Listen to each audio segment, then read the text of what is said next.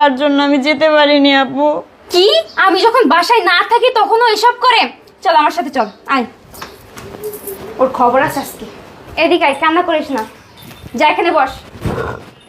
আর কি ব্যাপার, ওর সাথে এমন খারাপ ব্যবহার করছো কেন? আমি বাসায় না থাকলে তুই ওর সাথে যা করিস এখন আমার সামনে করবি, কর কর।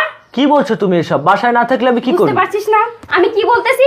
তুই যা করিস এখন করবি আমার সামনে, এক্ষুনি করবি তুই। আর কি বলছো তুমি এসব? তোমার মাথা ঠিক আছে? আর তাছাড়া ও তোমার বোনের মতো। ও আচ্ছা আচ্ছা, ও তোর বোনের মতো। এই তোর ফোনটা দে তো, ফোনটা দে, তাড়াতাড়ি দে।